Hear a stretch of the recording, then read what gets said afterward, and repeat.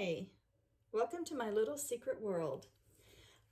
We haven't gotten moved yet to Missouri, so don't get me started on why. Now it's been bumped to the 29th because whatever. Okay, they couldn't get the electric pole in. So anyway. Um, so I have an issue down there with a beautiful half-acre pond that's been sitting unchecked and unkept for the past 50 years. Nobody's touched this pond. And on the southern side, there's a drainage ditch, carries all the debris away. On the north side, there's a drainage ditch, carries all the debris away. On the westernmost slope is the dam. Now, some trees need to be harvested out of there because the tree roots can damage the dam and eventually make the pond leak. Hasn't happened yet, but that's because there's so many trees that the trees can't get that big and they just stay small, and so the roots stay small. And so anyway, once I start to get selective harvest those trees out of there off that dam, then that's going to start opening up more sun. Now, the problem is on the eastern edge of the pond because there's about 3 acres of unkept forest on that edge of the pond, and all of that debris from that forest, when the leaves fall, they blow into that pond, they wash down into that pond, and all of that debris sinks to the bottom and creates this layer of silt on the bottom of the pond, which creates the perfect environment because right around the pond, of course, it's getting sunshine. So completely enriched soil, nutrient-rich, very densely nutrient-rich soil and sunshine underwater creates algae. I have tons of algae that grow in that pond. And I've been watching video after video on how to best control that algae. Well, I know about barley, and I know that barley bales, once they're thrown into a body of water and they start to decay, will spread out, and that decay of the barley bales will help to kill some of that algae in there. Now, people keep saying, oh, just get you some grass carp and throw in there. Well, not so fast, buckaroo. First of all, I'm not sure that the grass carp are even natural to the area, and I'm not putting anything on that acreage that doesn't grow naturally in Missouri. And I have to talk to the Fish and Wildlife and see the conservation department and see what they suggest. But one thing I know is that moss is a natural filter. And so I was thinking that if I can get moss to grow on that easternmost edge of the pond and sort of filter some of that water, that at the very least I'll have less heavy metals. Now, I don't know what farmers all around me are spraying. I know there's a strong influence of a strong presence of Amish in the area, and I know that they try to do things organically, but I haven't really talked to anybody yet around me who has fields, and so I don't know what all is washing down into my pond from that eastern slope or edge.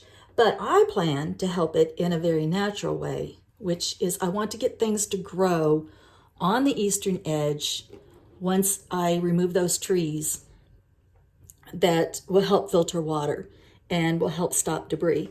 And so I'm teaching myself, while I'm still here, teaching myself about moss. And I believe this moss is just found in my backyard. So, and I'm only 2 hours north of where the property is. So this moss grows in Missouri. I've already checked. And so I just got curious. I went out in my yard and I just pulled up some moss and pulled it apart and kind of arranged it. I watched a couple of videos on growing moss, and this stuff exploded. It was maybe each patch was about half this size about a week ago. So it's got perfect growing conditions right now. It also sprouted fairies. Now, those were given to me by my grandson for my birthday. So they're always fairy farming. My grandkids fairy farm. Right now, they're at that age. They're 6 and 9 and 10. And so they believe in fairies, and so I encourage that imagination. And they have some Apache tear, which is also volcanic glass. We have just some quartz crystal back here. I don't know, just a rock that I thought was pretty over here. Anyway, so I'm just getting used to moss. Now, I believe that this moss is called hypno moss. Not positive about that, but I need to order a book and start to learn moss. Now, one exciting thing about Missouri is that there are several areas down there in the state that were set aside in the 70s to be completely natural. And you can go there. One of the places not that far from my property is known as the Glades. And you can go there, it's open to the public, and it's acres and acres of natural rocks with lichens and moss growing. And you can learn all about lichens and moss that are native to Missouri and about the rocks, the rock formations too. So I'm really excited to do that. So, okay, so here's my garden of what I think is hypno moss. If anybody else knows, please correct me. And let me show you real quick what I do. Let's see if I can turn you. So I just put some substrate down. If you know about moss, it doesn't have any true roots. And so it just needs something to set on, basically. Otherwise, it would just be setting in water, plastic. So I use rainwater. I do catch my own rainwater. Some people that are social justice warriors say, don't catch your rainwater. Well, that's so silly. I can catch enough rainwater to water my moss with. I'm pretty sure I'm not going to upset the flow. Anyway, I digress. But I just take these little patches and after I soak them, I just kind of plump them down. I don't even really plant them. I just kind of plunk them down. Now this is the only kind of moss I've been able to find so far. I guess it's just really early. And so I'm just planting the moss here, there, and everywhere. And I got a little hen bed in there. I don't necessarily want her. She just determined she wants to be in there right now. I might actually have too much moss for this area. There she is. I got her separated. I don't really want the hen bed. Look at this little baby moss. Look how little. It's baby moss. Is that so cute? It's trying. It's trying. Yeah, so I'm just going to sort of plunk it down in different spots. This is like a lot of moss. I kind of went crazy today. And when I do pick up the moss, I kind of smush the little spots back together so that it doesn't even look like I was there. Wow, this is way a lot of moss, y'all. Yeah, I just kind of went crazy. Smush up there on that rock. So I'm just trying to teach myself about moss and how it can maybe help my environment at the property and how to keep things natural and maybe cure that problem on my pond. I plan to take you guys with me to the Glades as soon as I get down there, as soon as I have a chance to go there. I know we're going to look at moss and lichens. Yay, way fun.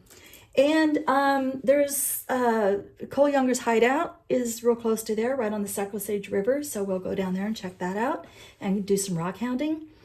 And I'll keep you guys updated on the pond situation and let you know if growing moss in front of that slope of that pond improves the water quality. I plan on having the water tested as soon as I move in and get a chance to take it up to the extension center or to the college or wherever I need to go, have the water tested, and then get the moss growing. I have to figure out what kind of plants the moss will grow well under and just naturally encourage moss myself. Now, I've watched videos where they put moss in a blender with buttermilk and water and maybe sugar and paint it on rocks. And I understand the concept, but I don't know. I don't know if that's really for me or not. I think I'm just kind of the person who just wants to see what happens naturally when things are just naturally allowed to go. And so I'm going to do this and try to figure out ways to spread moss and learn about different kinds of moss. And hopefully you guys will come along the journey with me, and maybe we'll, grow some fairies too while we're at it. If we're lucky, these fairies will multiply. All right, y'all. Blessed be.